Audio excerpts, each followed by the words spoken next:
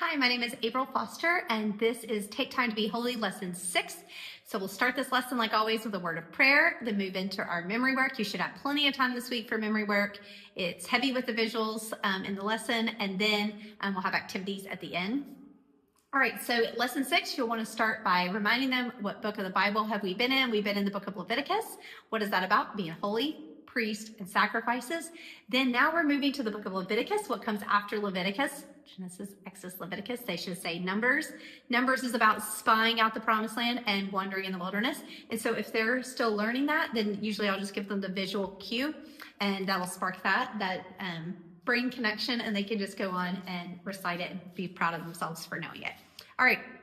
So the people at Mount Sinai have been there for 13 months, and the characters we're talking about today are the Israelites, along with Aaron, Moses, and Miriam. Who are these people? Most of the time with the younger kids, I'll let them tell me who they are, and then I'll say, oh, how do they know one another? And they usually will say, you know, they're brothers and sisters or that sort of thing. And then you can also use this opportunity to challenge those level 3s and levels 4. Okay, if they're all siblings, who was their mom and dad? Well, obviously that's Amram and Jochebed. Okay, who was their grandfather? Kohath. Who was their great-grandfather? Levi. Who was their great-great-grandfather? Jacob. So you're getting that lineage in there and really firmly planting those pathways in their memory. And so when we get to the lineage of Christ, it becomes that much easier. All right. So the people have been at Mount Sinai for 13 months, and always the tabernacle was in the center of camp. What was burning at night? A pillar of fire, and that's God. And what was burning during the day? Or what was not burning? What was there in the daytime? It was a cloud. And this is God, and he's always, why is the tabernacle always in the center? Well, this is to show the people that physically he was the center of their lives. Just like metaphorically today, he should be the center of our lives. We should always be thinking about God and what he wants as opposed to what we want and what we want to do. All right, we talk a little bit about the tribe who was supposed to be ministering to the tabernacle, the Levites. And again, this is all in your lesson narrative. And feel free to add to it, but it's available at the link below. It helps to summarize it, especially for the little kids, and have some questions in there to ask them along the way to keep their minds engaged with the lesson. All right, so it was time to move. They had been there a year and a month, and so they began to move. How do they know to move? Oh, they followed the pillar of fire or the pillar of cloud, and they went into the wilderness. And who led the way? Well, God did, because he was over the mercy seat of the Ark of the Covenant, and the priest carried. So the priest led the people. And when this is also symbolic for us today, because who should be leading us today? God. Now, as they traveled, guess what? People started complaining. Wouldn't you know it? I hope that that's not something any of my students do, including my own children, but that we do from time to time. But they started complaining. And did God like this? Absolutely not. And he warned them. He told them he didn't like it by sending a fire that burned around the outside of the camp. We don't know exactly what this looked like, but this is a visual to kind of implant that in the kids' minds of what happened and how he showed his dissatisfaction with their complaining. All right, so the people still complained, and they tried to get others to complain too. Misery loves company, right? So this time it was about their food.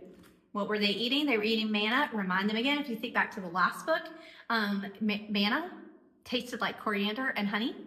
And so that's not a bad thing to eat. It's kind of like a little piece of bread that's sweet.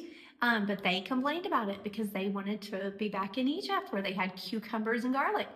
Well, God sent them quail, and that should have satisfied them as well. And remember, especially with the littles, to remind them again what quail is, especially if they don't have familiarity. All right, so God punished them by causing them to get sick. So, you know, this will make you really think twice about complaining when you're doubled over and sick. All right. So you would think that it was just some of the Israelites and some of the ones who didn't know God so well. But this extended, even Aaron and Miriam were complaining.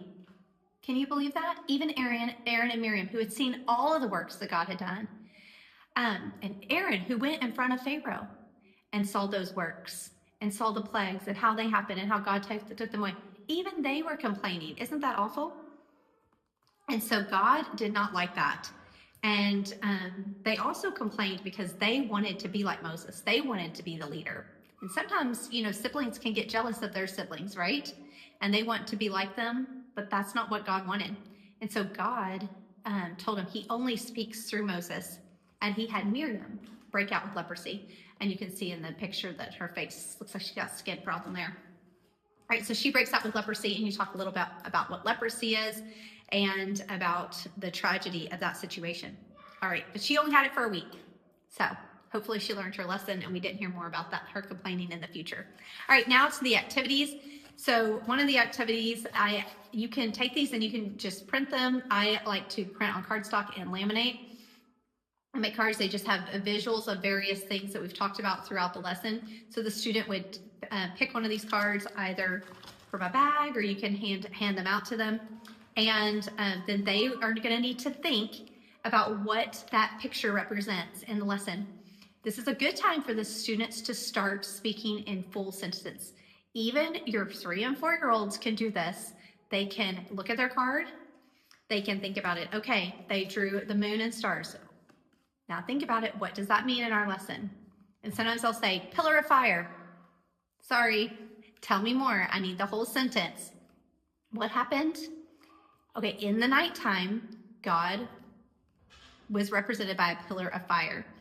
And so you were wanting them to give you the full sentence and think through that. So for the littles, I'll go ahead and deal out my cards to all 4 to 6 of the kids at once and tell them to look at their card and think about what they're going to tell me about the lesson and what that card relates to. And then one by one, they'll present, and the rest of us will have listening ears as they present their card. And then we'll do it till the cards run out. All right, so that's activity number 1. You also have this as like a cut and glue activity for the day and the night. And you'll just glue those on here, and along with the pillar of fire and pillar of cloud. Then you have this activity, which is the passage numbers 11, 1 through 6, which includes one of our memory verses. So they just are going to make a book out of the scripture here, and it has a picture representation so they can tell the story. The kids have really been loving this, I think, because there's a connection there. They can go home and talk to their parents about what they learned in class by using the actual scripture reference. For the older kids, they can answer the questions at the end. And then last, we have a few coloring sheets. I generally don't do the coloring sheets in class unless a kid is getting restless and I need them to sit still and listen. Sometimes I'll do that maybe with a visitor, but generally speaking, I'll use it either before class or after class and give them something to take home. This one could be done in class, I suppose, if you want them to color it either the nighttime and draw a pillar of fire, or the daytime and draw a pillar of cloud and make it more like an activity. All right, so those are all the activities you have for lesson 6.